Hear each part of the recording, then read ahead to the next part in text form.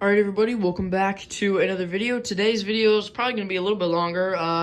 It's going to essentially just be an update video on all my tanks and everything, because recently I did put like a shorter video out earlier this week about how the device that I was storing all my video files and videos that I was about to upload on broke, so I lost all those. So fishing videos, all kinds of stuff. Just go back and watch that video, it'll make a bit more sense.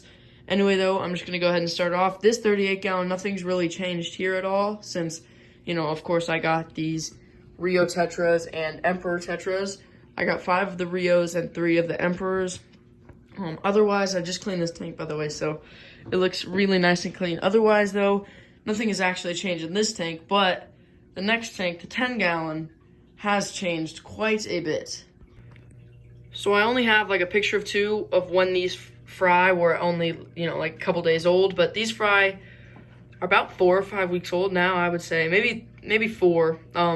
Anyway, there are these bigger ones up here, as you can see. They've gotten quite big. They are platy fry, so this is the male right here, this blue one, and then this orange platy right here is the female, so that's the pair right there. So they should look pretty crazy. So anyway, I also have a bunch of the fry stored in a different tank. There's about half a dozen of them in here, and then of course this blue molly, and then I also had to foster this molly temporarily. It's from my sister's tank, if you don't remember that video, but she's just being housed in here temporarily as well, because she was harassing the other fish in the tank. But now I'm going to show you guys the tank where most of the other fry are being stored. Alrighty, so this is where most of the fry are being stored. The fry in here are just a little bit smaller, I guess, because smaller tank, there's more of them. There's about 10 to 14 in here, so I have nearly 20 in total. You can see a couple of them up here, but yeah, most of them are being stored in here too. But this tank is completely overgrown. I had to trim these soon for sure, but it's also just getting super dirty in general because these pest snails. So I think I should invest in some assassin snails, to be completely honest with you guys. They might be illegal in my state though, which would be really unfortunate. But either way, I have to figure out a solution. I guess a couple of those snails just hitchhiked on the roots of these plants to get in here. I'll pop up a couple pictures up of when these fry were like babies. Again, they're about 4 weeks old now, so they are still growing, and I'll definitely put out a video, like as they continue to grow, because they will, trust me. They grow like weeds. It might be slow, but they still grow a lot. Anyway, that's pretty much it for this tank. Of course, there's some water lettuce up top and golden pythos trimming over there. But, I'll have to figure out a way to exterminate all these pest snails because they're just making the tank just disgusting. If you just look at this gravel here, I changed out the water like only a couple days ago and it's already this gross. So I'll definitely have to figure out a solution for that. Now on to the 15 gallon, and please excuse this tank, guys. This tank is disgusting right now. I understand if you just look at the glass, it's actually pretty nasty. But this tank hasn't really changed much either, except I put this little container in here because this is a full-grown male balloon molly, and it was harassing this female molly right here, who's very small, only a couple months old. It is capable of reproducing, but right now I really don't want that because I already have plenty of fry to deal with. I might even have to put some fry in here, to be completely honest with you guys. I also got a glow Cory cat in here because for whatever reason, my golden mystery snails, which I have probably a dozen of, just for whatever reason, just don't do well in here. So I got one of those just the other day, actually, a couple days ago. So I'll pop a clip up of putting them in here.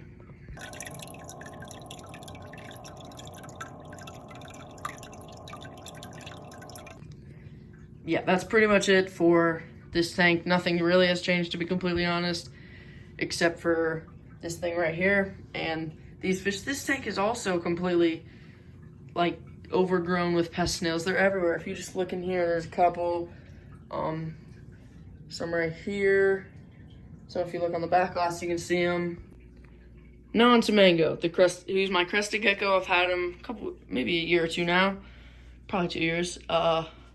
Anyway, though, this tank is getting super small for him. He's nocturnal, so of course, he's gonna be hiding. Oh, here he is. He's probably sleeping right now, but he is getting huge. It's actually crazy how big he's gotten. So I'm currently in the works of building him a new terrarium. I'll go show you that real quick. So this is his new terrarium. It is a lot bigger. I'm not quite sure exactly how many gallons or what the measurements are, but we are completed with the background, as you can see. Well, there's a couple of spots, you know. I'll just have to patch them up or put plants over them or something. But I've got the tree fern fibers on the back, so the background's essentially taken care of. I just got to build up the ground and false bottom and then plant it, of course, and add springtails, all those processes. So yeah, besides hitting a pretty big growth spurt, Mango hasn't really changed a ton. Still eats crickets and mealworms like absolutely crazy. Alright, so now I'm going to move on to the wildlife pond, which, to be completely honest with you guys, is probably where most of these platyfry are going to go. But let's go ahead and check it out, because it has changed a lot as well. Alrighty, I don't really want to stay out here too long because it gets really buggy. But as you can see, it is overgrown. Whoa, was that a frog back there?